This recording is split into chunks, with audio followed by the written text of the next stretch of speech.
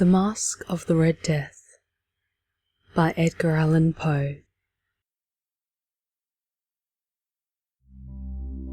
The Red Death had long devastated the country.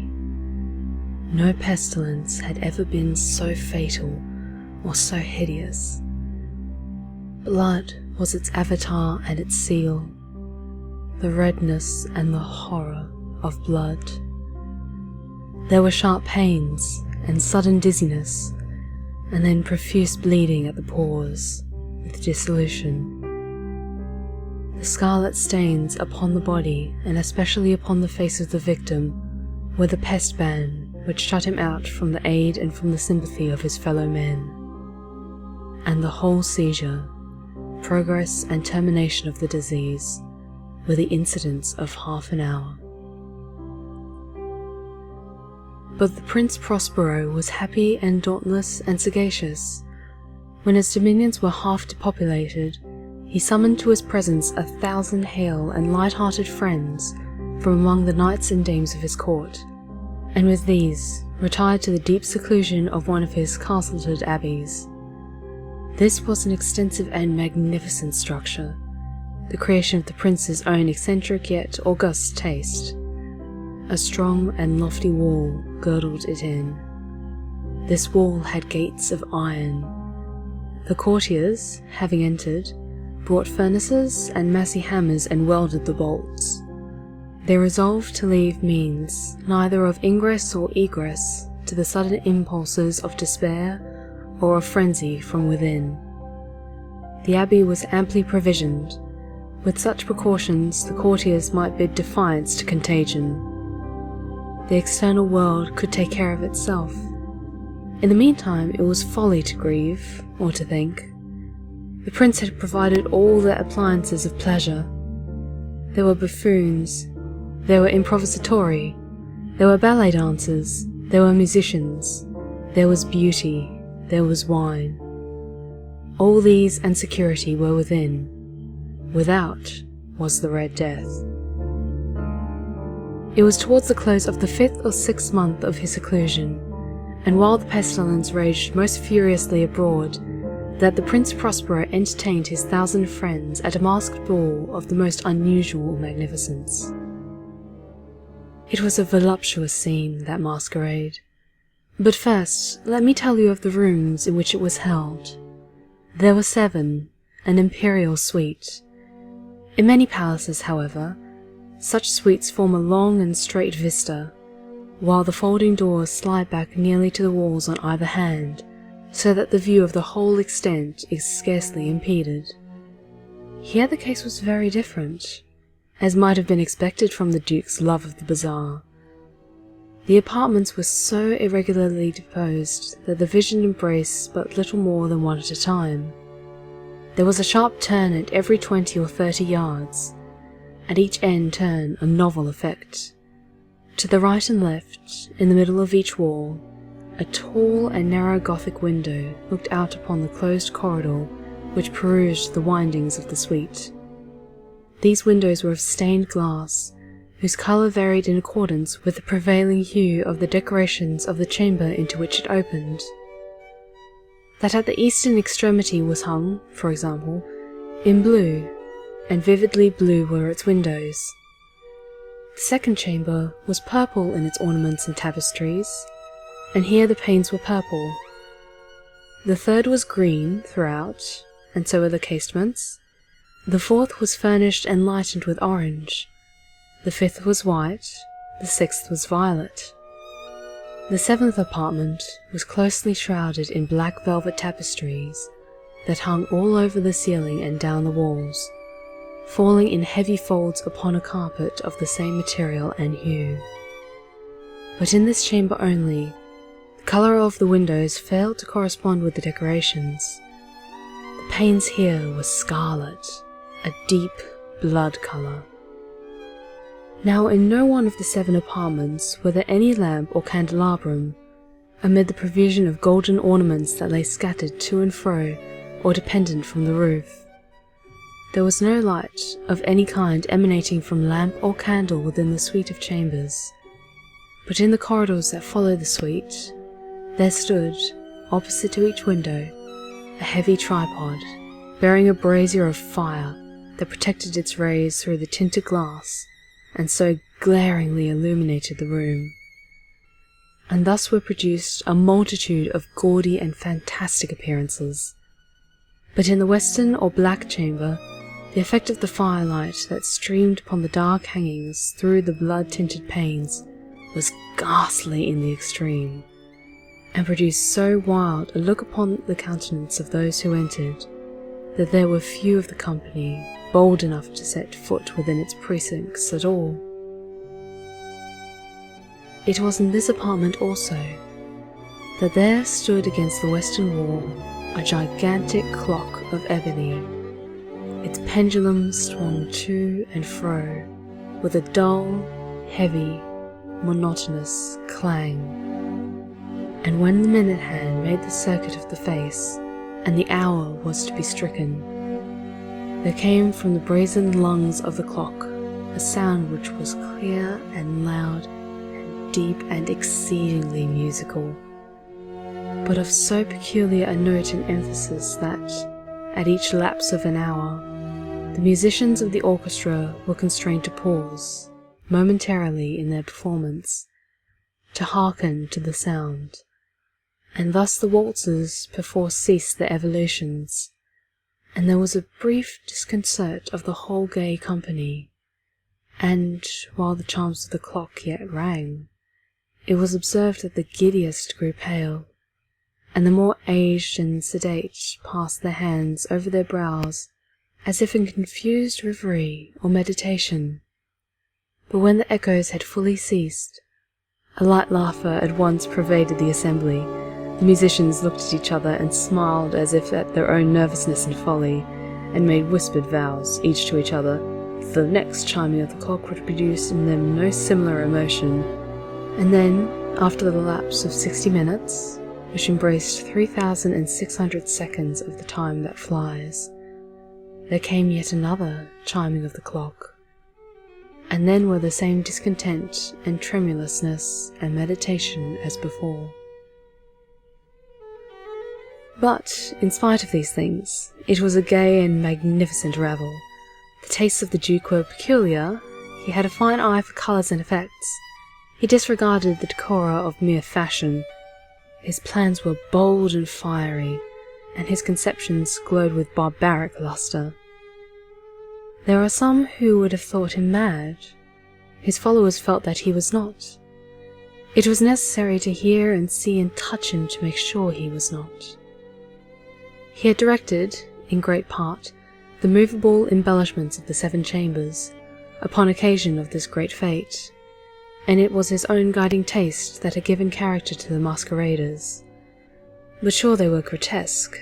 There were much glare and glitter and piquancy and phantasm, much of what has been seen since in Hernani. There were arabesque figures with unsuited limbs and appointments. There were delirious fancies such as the man fashions. There was much of the beautiful, much of the wanton, much of the bizarre, something of the terrible, and not a little of that which might have excited disgust. To and fro in the 7 chambers there stalked, in fact, a multitude of dreams, and these the dreams writhed in and about, taking hue from the rooms, and causing the wild music of the orchestra to seem as the echo of their steps. And anon there strikes the ebony clock which stands in the hall of the velvet, and then, for a moment, all is still, and all is silent save for the voice of the clock. The dreams are stiff frozen as they stand, but the echoes of the chime die away. They have endured but an instant, and a light, half-subdued laughter floats after them as they depart. And now again the music swells, and the dreams live, and writhe to and fro more merrily than ever, taking hue from the many tinted windows which through stream the rays of the tripods. But to the chamber which lies most westwardly of the 7, there are now none of the maskers who venture, for the night is waning away, and there flows a ruddier light from the blood-coloured panes, and the blackness of the sable drapery appalls.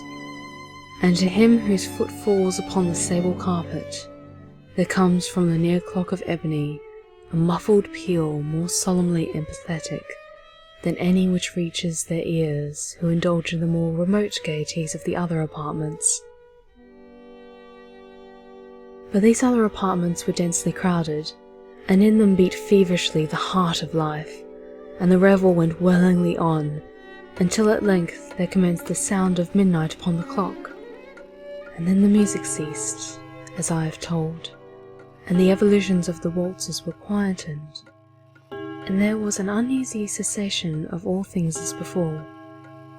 But now there were 12 strokes to be sounded by the bell of the clock, and thus it happened, perhaps, that more of a thought crept, with more of time, into the meditations of the thoughtful among those who revelled.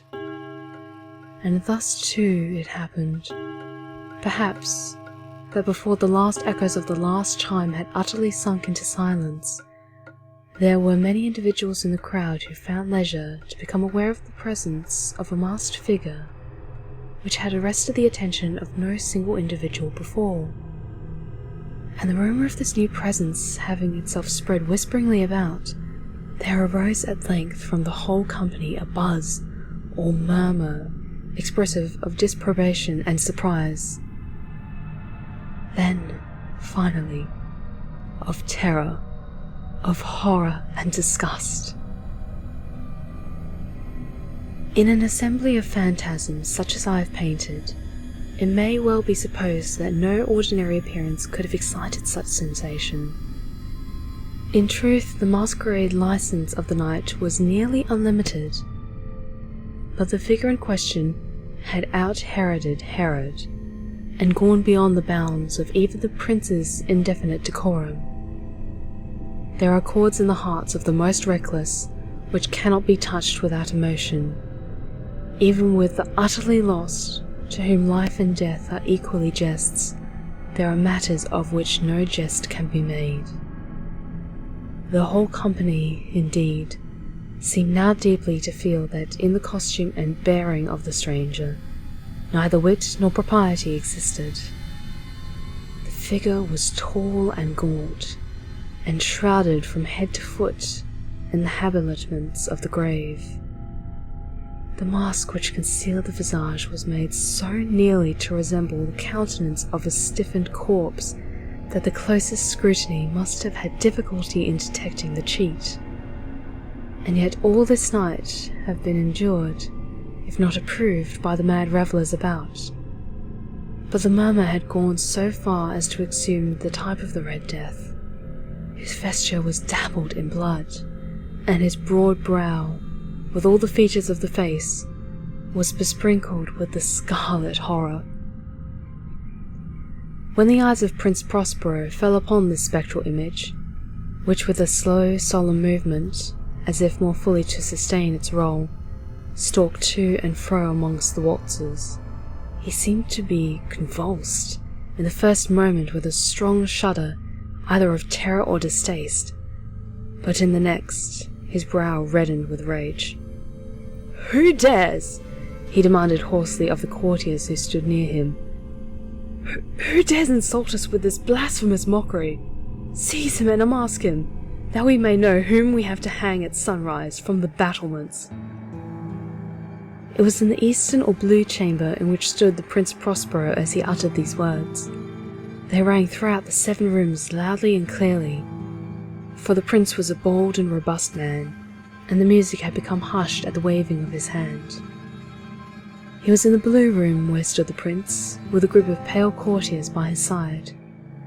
At first, as he spoke, there was a slight rushing movement of this group in the direction of the intruder, who at the moment was also nearer at hand, and now, with deliberate and stately step, made closer approach to the speaker. But from a certain nameless awe with which the mad assumptions of the mummer had inspired the whole party, there were found none who put forth hand to seize him, so that, unimpeded, he passed within a yard of the prince's person, and while the vast assembly, as if with one impulse, shrank from the centres of the room to the walls, he made his way uninterruptedly, but with the same solemn and measured step with which had distinguished him from the first, through the blue chamber to the purple, through the purple to the green, through the green to the orange, through this again to the white, and even thence through the violet, ere a decided movement had been made to arrest him. It was then, however, that the Prince Prospero, maddened with rage and the shame of his own momentary cowardice, rushed hurriedly through the 6 chambers, while none followed him on account of a deadly terror which had seized upon all. He bore aloft a drawn dagger, and had approached in rapid impetuously to within 3 or 4 feet of the retreating figure, when the latter, having attained the extremity of the velvet apartment, turned suddenly and confronted his pursuer. There was a sharp cry, and the dagger dropped gleaming upon the sable carpet, upon which, instantly afterwards, fell prostrate in death the Prince Prospero. Then, summoning the wild courage of despair, a throng of the revellers at once threw themselves into the black apartment, and, seizing the mummer, whose tall figure stood erect and motionless within the shadow of the ebony clock, gasped in unutterable horror at finding the grave cerements and corpse-like mask which they handled with so violent a rudeness, untenanted by any tangible form. And now was acknowledged the presence of the Red Death. He had come like a thief in the night, and one by one dropped the revellers in the blood-bewed halls of their revel, and died each in the despairing posture of his fall.